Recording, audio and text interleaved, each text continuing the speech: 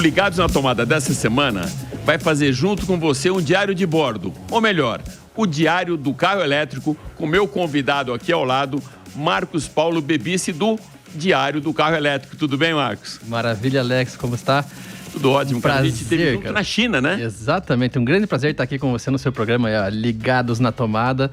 E é justamente isso que eu faço há quase 4 anos, cara. Eu ando somente de carros 100% elétricos, já somam mais de 600 mil quilômetros de experiência com carros 100% elétrico? 100% elétricos. Cara, então você é o cara para a gente literalmente ligar na tomada. E você chegou hoje do Paraná, andou 800 quilômetros, então uma boa parte dessa viagem já foi construindo a matéria aqui pra gente. Me fala como que foi essa viagem. Exatamente. Eu sou, só para contextualizar, né? Eu moro em Guarapuava, do Paraná, e de Guarapuava até aqui são quase 800 quilômetros, beirando 800 quilômetros mesmo.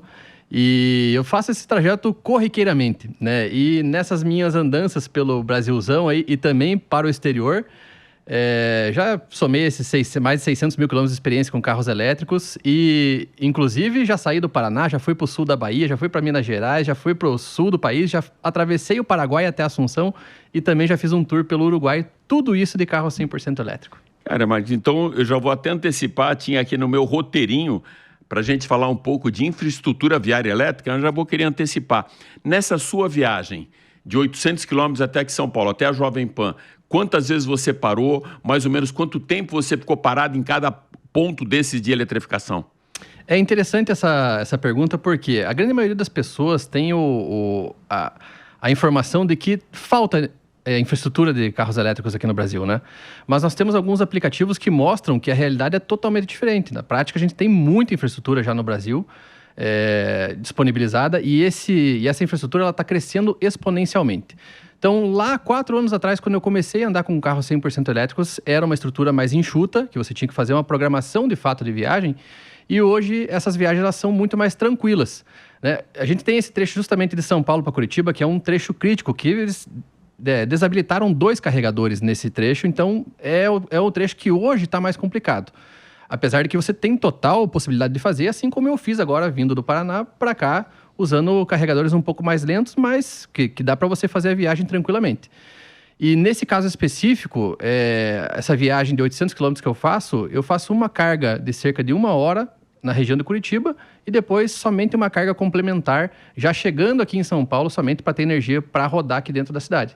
Então, na prática, quando você inverte o paradigma de entender que na viagem com carro elétrico você vai parar para almoçar, jantar, tomar um café da tarde enquanto carrega, na prática você percebe que as pessoas que fazem têm esse mesmo hábito de parar às vezes numa viagem longa, o tempo acaba se tornando o mesmo, entendeu? Eu usei já até essa frase de Elon Musk no lançamento que ele fez da Tesla nos Estados Unidos, que eu acho muito válida, eu acho que você vai concordar comigo. Quando perguntaram para ele quanto tempo ele gastava para carregar um carro elétrico.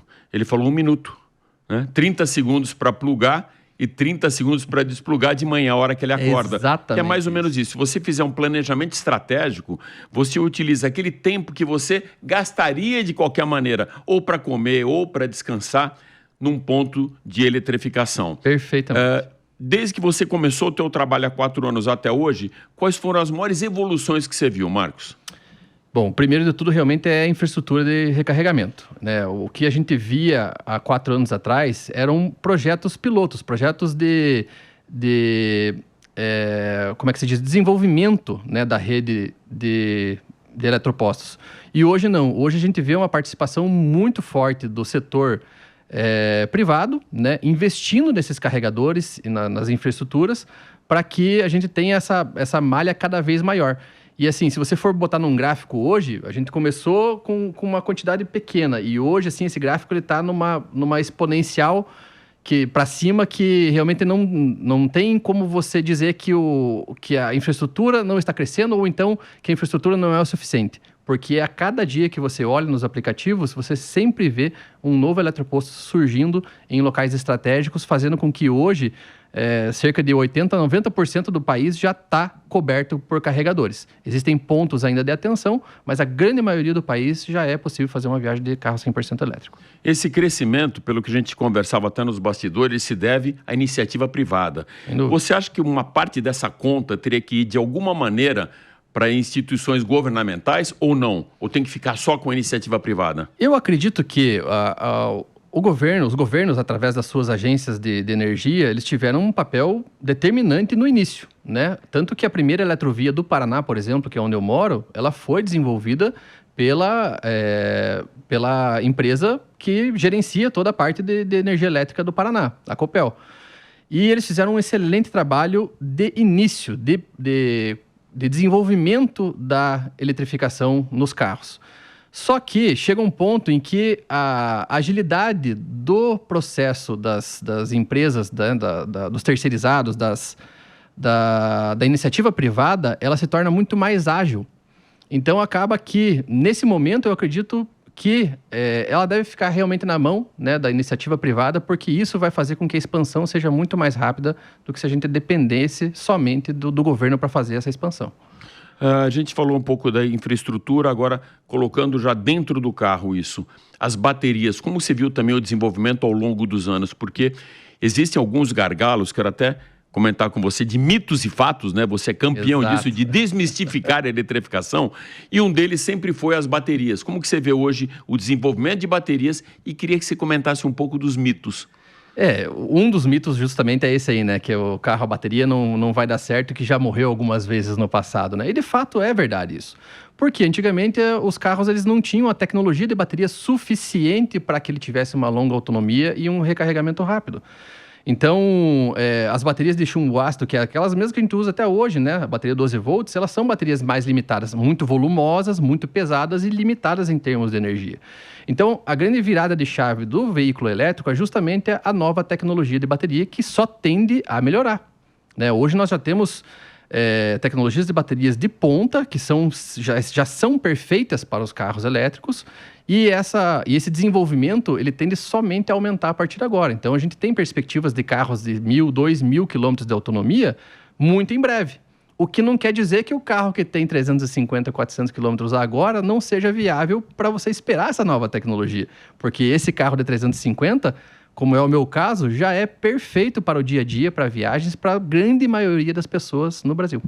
Um exemplo que eu vi de iniciativa comercial de uma montadora, até parceira aqui da Jovem Pan, da BYD, foi colocar na bateria uma garantia de 8 anos sem limite de quilometragem. Uhum. Em cima disso, eu te pergunto, você tem conhecimento já do mercado de seminovos? Você sabe pontuar isso? Porque saiu até pouco tempo uma pesquisa colocando os carros elétricos que não estão desvalorizando tanto quanto se falava 2 anos atrás. Ou Exatamente. seja, que da mesma maneira que teve um crescimento de vendas, teve também um crescimento de vendas nos seminovos elétricos. Exatamente. Você tem essa leitura? Eu tenho essa leitura eu já fiz uma previsão. Quando eu iniciei o meu perfil no Instagram, o Diário do Carro Elétrico, eu fiz justamente essa previsão.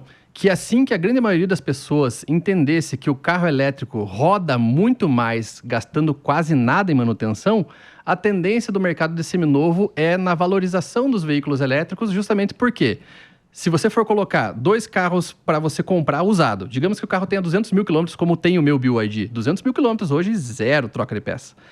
Você coloca um carro a combustão e um carro elétrico com 200 mil quilômetros. No combustão, você não sabe se o óleo foi trocado no tempo certo, se na especificação correta. É uma infinidade de componentes que é difícil do consumidor final entender se aquilo está ou não para parar de funcionar. Ao passo que o carro elétrico, você faz uma análise na própria concessionária, verifica a saúde da bateria, lógico, verifica todos os componentes que são inerentes a um carro, né? Suspensão, pneu, lataria, enfim, tudo aquilo que é normal. Mas é bem mais simples, né? Mas o sistema que está lá dentro do carro, que a gente não consegue ter acesso, é muito mais fácil de você ter essa informação. Aí você vai olhar um carro com 200 mil quilômetros a combustão e um elétrico, no elétrico você vai ver que a saúde da bateria está lá seus 85, 90, 95% de saúde, e só, porque o restante é tudo um sistema tão enxuto, tão livre de alta temperatura, alta pressão e de atrito, que você já sabe que a chance daqueles componentes terem algum problema é infinitamente menor do que num carro a combustão. A gente tem percebido no mercado um crescimento muito grande, principalmente nos últimos 3 anos, do mercado de eletrificação, seja 100% elétrico ou híbrido. E com uma nomenclatura que até do lado comercial se chama de ramp-up, efeito rampa mesmo, um crescimento acima da curva. Você acha que a gente já atingiu esse patamar e daqui para frente isso vai ficar estabilizado ou ainda tem volume e ansiedade do consumidor brasileiro para crescimento? Eu acredito que nós estamos no início da onda. Você acredita nisso? Porque a gente está vendo realmente uma rampa, né, um crescimento muito rápido da venda dos carros elétricos hoje, mas esses carros ainda são incipientes no mercado de usados. Tanto que você não vê muitos carros elétricos à venda e quando ele é colocado à venda, principalmente os carros mais em conta, eles simplesmente não param no mercado. E vende muito rápido. Vende muito rápido. Lista de espera. Exatamente. Lógico, carros que são de um altíssimo valor quando 0 km, eles tendem a ter uma desvalorização, assim como qualquer outro carro premium, né, de um nível maior. Mas carros de preços mais baixos, eles não param no mercado de seminovos. Por quê? Quando a pessoa quer vender esse carro, ele quer vender para pegar um carro elétrico maior, mais potente. Então, a tendência da pessoa que tem o primeiro carro elétrico é só evoluir de modelo, né? Ele só vai vender por esse motivo, porque pelo motivo de problema crônico, de medo de ter uma manutenção pesada, isso acaba não acontecendo. E, voltando ao assunto da questão das vendas, por que eu acho que ele está no início dessa curva? Porque nós estamos falando de um mercado hoje que está beirando 10% no Brasil, de venda de carros novos, híbridos. Estimava-se 2 anos, 3%, já está em 10%. Pois é, porque a informação é a alma do negócio. Se o consumidor é informado da maneira correta de que ele tem um produto muito mais duradouro, mais fácil de se manter, menos barulho, não tem poluentes, enfim, aquela quantidade de itens que você vai somando, no final da conta você fala assim, eu não tenho como fugir desse produto, porque realmente ele é um produto muito melhor para o consumidor final. Então, assim que as pessoas começarem a entender todo esse processo, é por isso que eu falo, a curva ainda vai subir muito, porque 90% das pessoas ainda não têm a menor ideia do que é um carro 100% elétrico, talvez um pouco do híbrido. E é por isso que a grande maioria das pessoas hoje está indo para o híbrido, mas quando ele compra o primeiro híbrido, ele pensa assim, deveria ter comprado um 100% elétrico. Marcos, a gente se conheceu, como eu falei aqui no começo do programa, no Salão de Pequim, do ano passado, na China, né? Foi perto de maio de 2024, e num momento em que, estamos falando aí 1 ano e meio, que no Brasil ainda era bem incipiente o início dessas vendas, o início desse crescimento de vendas e ainda com uma série de gargalos, né? Só que a gente viu na China marcas que a gente não imaginava que fossem chegar para o Brasil e depois da chegada da BYD e da GWM, muitas delas vieram na esteira. E muitas marcas estão chegando, não só com híbridos, mas com 100% elétrico. Você acha que isso foi reflexo desse impacto que o brasileiro teve com a eletrificação e de ter aceitado a eletrificação? Ou seja, eles compraram a eletrificação e aí outras empresas vêm na esteira? Eu vejo que com certeza. Veja, o sucesso inicial que se deu principalmente com o Volvo e com o BYD, né, nesse início da eletrificação, reflete justamente essa falta de informação que hoje as pessoas estão conseguindo receber informação através da internet sobre as vantagens do carro híbrido e do carro elétrico. Então, aqueles que chegaram primeiro, que foi Volvo e BYD, né, num número maior de vendas, realmente eles mostraram para o mundo inteiro de que a eletrificação no Brasil é completamente viável. Então, muito era por falta de informação, por não ter produto. Exatamente. Então, Volvo, que foi uma das pioneiras, que trouxe o primeiro carro 100% elétrico, que inclusive eu comprei, né, o meu Volvo, que hoje é o Volvo elétrico mais rodado do mundo, é o meu carro. Então, eu comprei. Qual o modelo dele? É o XC40 P8, né? Você não acha que eles... Então, aproveitando, você não acha que eles erraram em ter tirado o híbrido de linha aqui no Brasil? Muito pelo contrário, eu acho que foi a decisão certa. Porque... Veja bem, um carro desse, que no meu caso está com quase 300 mil quilômetros rodados, que nunca trocou óleo, filtro, vela, correia dentada, não tem nada para trocar, e nem a pastilha de freio foi trocada, a minha pastilha de freio com 300 mil quilômetros é original, e vai rodar mais 300, se duvidar. Porque realmente não tem desgaste. Então, a discrepância de um carro a combustão para a eficiência de um carro 100% elétrico é tão grande que nem pastilha de freio você gasta. Então, nesse aspecto, eu acredito que Com o sucesso da Volvo e com o sucesso da BYD, que veio com muita força depois, é o que realmente pavimentou para que outras marcas abrissem os olhos para o nosso mercado, trazendo produtos de qualidade e de preço mais baixo, para que, enfim, o consumidor comece a ter acesso a esses carros, seja no 0 km ou daqui a algum tempo num seminovo. Marcos, por que das outras tentativas de chegada da eletrificação e também dos chineses, eles acabaram literalmente morrendo na praia e dessa vez está funcionando, o mercado está sedimentado com isso, tem pilares aí extremamente fortes para, como você mesmo fala, para continuar esse crescimento. O que foi isso? O que eu vejo é realmente uma qualidade muito grande na produção atual dos veículos chineses, né? O que a gente via antes, 10 anos atrás, eram carros que eles não atendiam aos conceitos do brasileiro, né? De um carro bonito, de um carro durável, de um carro seguro e de um carro que não desse manutenção. Custo mais acessível também, né? Exatamente. Eles tinham produtos que vinham mais acessíveis, mas eles não atendiam outros quesitos que a população gostaria de ter, né? A qualidade de acabamento, por exemplo. Então, o que eu entendi nesse processo todo? Por exemplo, BYD, que foi a primeira que veio forte para o Brasil. Os chineses, eles entenderam que em alguns atributos, eles não tinham a capacidade de desenvolvimento, né? Na questão da qualidade de acabamento, qualidade de materiais, segurança e também na questão do desempenho dos carros. Então, tudo isso que eles não sabiam fazer, eles contrataram simplesmente os melhores do mundo para fazer, né? Como é o caso da própria BYD, que contratou designer-chefe da Mercedes-Benz. O Wolfgang. Exatamente. Contratou designers de outros renomados estúdios de designer, eles contrataram também para fazer o design exterior. E os grupos chineses, inclusive, adquiriram a grande maioria das ações da própria Volvo. Então, hoje, se você for analisar os carros chineses, todos eles baseados na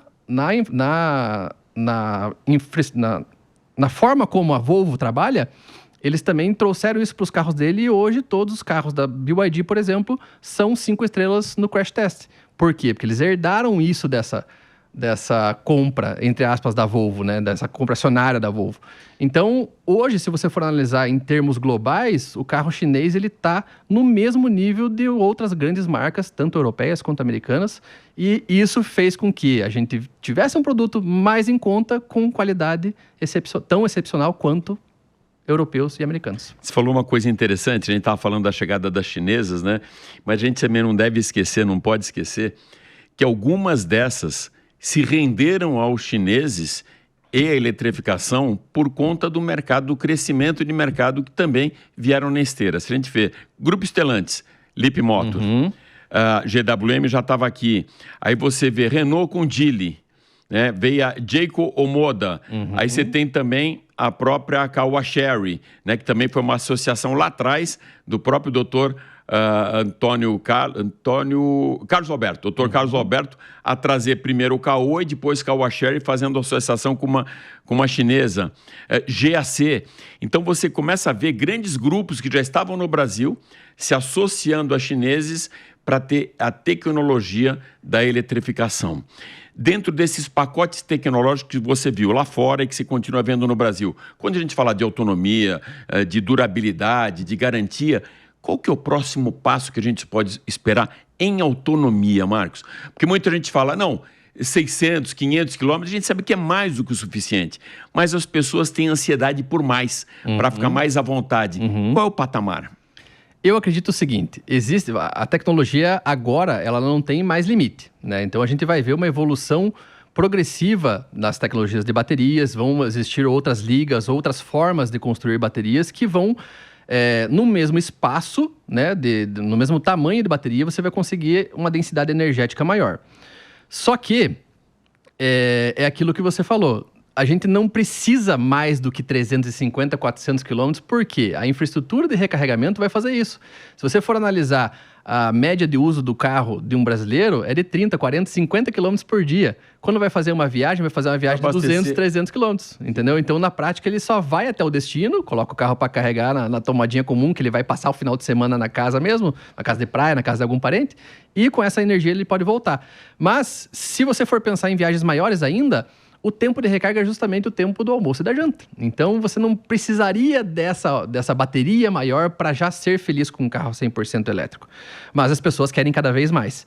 E eu acredito, assim, que esse avanço ele vai acontecer, né? Não, é inevitável, justamente porque, se você for analisar o mercado chinês como um todo hoje, ele já é majoritariamente 100% elétrico, né? Quando tem alguma coisa é híbrido plug-in, mas o que está realmente crescendo no mercado chinês é o 100% elétrico. E é isso que eu acredito que vai acontecer de uma forma muito melhor ainda no Brasil, porque nós temos mais incidência solar, nós temos a possibilidade de colocar painéis solares que dão uma produção muito maior do que aqueles mesmos têm lá de produção de energia solar. Então, a nossa matriz energética já é uma das mais limpas do mundo, né, através de hidrelétricas e energia eólica. Então, eu vejo assim que no Brasil nós temos a melhor possibilidade do mundo de se ter um carro 100% elétrico, justamente por todos esses fatores.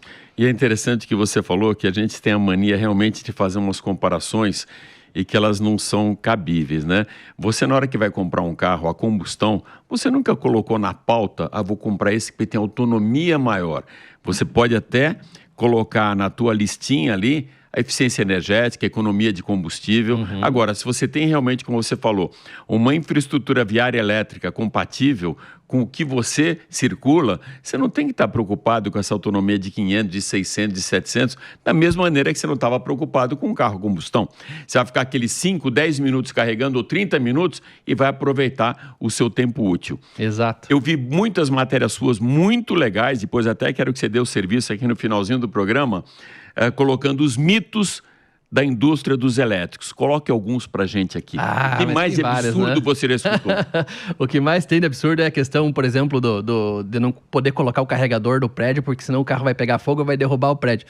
Então, na prática, o que acontece é que os carros elétricos, estatisticamente falando, eles são muito, muito, muito mais seguros do que um carro a combustão em termos de pegar fogo. É lógico que existem... O que acontece hoje é que quando acontece de um carro lá na China, porque no Brasil até agora nada, né? Mas quando lá na China, que tem um mercado muito maior que o nosso, algumas unidades dão algum problema, o que é natural de qualquer processo industrial, ter algumas unidades que não são 100% adequadas, eles fazem um estardalhaço muito grande em cima dessa informação do incêndio, por exemplo, trazendo medo para as pessoas, quando na verdade o carro elétrico ele é muito mais seguro, né, estatisticamente falando. Então, tem esse mito, tem o mito de que a bateria vai viciar, tem o mito de que você andar com o carro na chuva, não pode carregar na chuva ou andar na chuva. Então, é justamente isso que eu faço de uma forma bem divertida no meu Instagram, né? Quebrando esses paradigmas e mostrando para as pessoas que a realidade do carro elétrico já pode ser para elas, entende? E hoje eu vejo assim, se você for analisar a sua vida com o uso de um carro, você tem 90% de chance de já ser um consumidor de carro elétrico e ser extremamente feliz, gastando muito pouco e, por vezes, até carregando com a luz do sol. Ou seja, você vai andar praticamente de graça. Lá na China, era muito fácil a gente perceber pela placa do carro, pela cor da placa do carro, sim, né, se ele era eletrificado, se era combustão. Se era verde, eu lembro que era carro eletrificado, e azul era carro a combustão. Até diferente do que é o intuitivo pra gente, né? Que a cor azul, quando chegou aqui no Brasil, com meio ambiente e tal, era sempre de eletrificado. E eu lembro que é o contrário. E eu lembro também que o Jason Vogel, que estava junto com a gente, ele fez uma contagem de quantos carros passava, dava entre 30% a 40% da frota eletrificada. Que patamar que você acha que a gente vai chegar aqui no Brasil, Marcos? Muitos acham que o carro a combustão, o carro elétrico tem que ser combatido para não acabar com o carro a combustão. Eu não vejo dessa forma. Eu vejo assim que os dois tipos de produtos são dois universos, são né? dois universos e outros. Eles vão coexistir para sempre. Nunca vai ser uma eliminação. Até porque nós temos um mercado de clássicos, um mercado de ícones, e esses ícones eles nunca vão deixar de ter um motor a combustão. Mas o carro com câmbio manual e com câmbio automático. Perfeito, né? Perfeito. Então ele vai se tornar uma questão de gosto e não de necessidade, entendeu? Porque o que eu vejo, que as pessoas hoje que têm um carro 100% elétrico, eles também devem ter um carro a combustão, principalmente antigo ou ícone na garagem, para você ter o seu prazer no final de semana. Nada impede. E muito pelo contrário, às vezes até viabiliza, porque se você deixa de gastar muito combustível, troca de óleo, manutenção e tudo mais num carro a combustão, no dia a dia, você tem essa reserva para você poder investir no seu sonho, né? Que muitas pessoas não têm um carro antigo dos sonhos, aquele que você andou com seu pai, com a sua mãe, com seu avô, com sua avó, que você gostaria de ter, você acaba não tendo porque você tem uma limitação de orçamento. E agora com o carro elétrico você pode transferir essa conta do posto de combustível para o teu sonho. Mas nesses quesitos todos, eu acredito que em breve a gente vai ter um mercado muito maior de carros elétricos rodando por aí, carro de serviço, carro do que você imaginar do dia a dia, ele vai ser 100% elétrico. E assim, o mercado de novos a combustão, eles vão se limitar mais a carros de valor muito mais alto e aqueles carros ícones que vão ficar para a história, né? O uso maior, ele tende a ir mais para o carro 100% elétrico. Marcos, faz mais ou menos uns 5 anos eu estive na CES Las Vegas. Não sei se você já esteve lá ou se conhece. Nunca estive, gostaria muito. É uma feira de tecnologia onde as montadoras participam com seus produtos, mostrando não a motorização, não a suspensão, diferentemente do que acontece em salão do automóvel, mas mostrando inovações tecnológicas, disrupturas, e mostraram pra gente muita coisa. Foi lá que eu vi a primeira vez o Mustang, né? Da Ford, elétrico, que era o Mach-E. Eles já apontando norte para essa direção e hoje são invadidos, ou seja, todos os carros lá, quando tem algum nicho, são ligados na tomada. Já caberia no Brasil um salão, que a gente vê até que a Motor One, o EV, faz alguma coisa parecida, mas com o mesmo potencial que você tem hoje de carros a combustão. Está voltando o salão do automóvel aqui para São Paulo, ficou fora um tempo. Uma preocupação maior e até do próprio governo, do Estado, de se preocupar, mostrar não é subsidiar, mas mostrar essas novas tecnologias, essa tendência para que o cidadão tenha mais contato com essa tecnologia? Ou você acha que a mídia, o trabalho que a gente já faz é suficiente? Eu acredito que a gente não deveria, por exemplo, ter um salão separado. A gente deveria ter... Tem que ter a CES, ter lá dentro um espaço dos elétricos. Exatamente. Você tem que fazer um evento que seja compartilhado, porque, afinal de contas, eles são carros. Eles não são outros mundos. Eles têm propulsões diferentes, mas são carros do mesmo jeito. Então, eu acredito que, assim como grandes marcas já perceberam isso e tem a sua linha 100% elétrica, tem a sua linha híbrida e algumas têm ainda a linha totalmente a combustão, isso é um ecossistema, isso é uma coisa que só traz uma soma de produtos e possibilidades para o consumidor. Isso é muito importante. O que a gente tem que deixar de perceber é essa rixa, porque de fato ela não existe. Algumas pessoas acham que quem tem não carro são elétrico... tribos diferentes, né? Exatamente. Quem tem carro elétrico odeia combustão e alguns que têm combustão odeiam o elétrico porque acham que tem esse entrave. E na verdade não tem. Porque hoje o que nós temos é produtos diferentes para aplicações diferentes, né? E cada vez, com o passar do tempo, a gente vai ver que os eletrificados, principalmente os 100% elétricos, eles vão ter um aumento do uso, assim conforme a evolução do mercado vai trazendo outros produtos. Mas nada tira o prazer e a emoção de um belo motorzão, grandão, gritando e a gente sentindo toda aquela vibração, aquele barulho. Então, os mundos não são diferentes. É o mesmo mundo com soluções diferentes para todo mundo. Marcos, para finalizar aqui no programa, a gente sempre pede para o convidado escolher, e eu vou repetir mais uma vez, não é nem aquele carro que você gostaria de ter na garagem da sua casa, mas o carro que você gostaria de ter na sala da sua casa. No meio da sala, independente de preço, de tecnologia, se ele é único, se é exclusivo, se já está rodando no mercado ou se só tem lá fora. Qual é esse carro 100% elétrico que você gostaria de ter na sala da sua casa? Hoje eu estou com o Yangwang, né? Uma marca da BYD, o supercarro U9. Aquele U9 Extreme. Exatamente. Que só veio um para o Brasil e foi comprado pelo Léo Sanches, né? Que é o CEO, proprietário da EMS. E veja, é o carro que já atingiu praticamente 500 km por hora num carro 100% elétrico. É sensacional. Bela escolha, amigo. Bela escolha. Sensacional.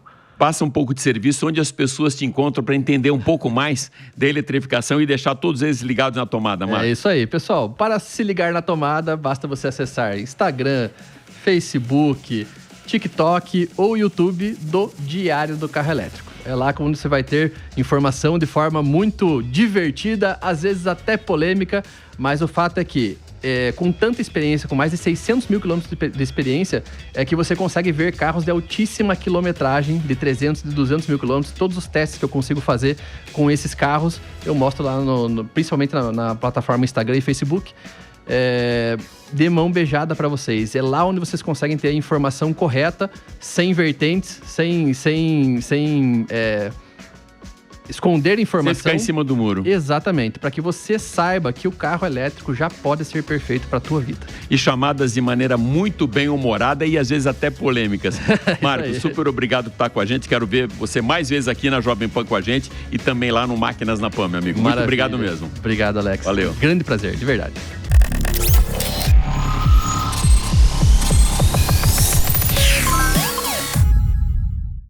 A opinião dos nossos comentaristas não reflete necessariamente a opinião do Grupo Jovem Pan de Comunicação. Realização Jovem Pan.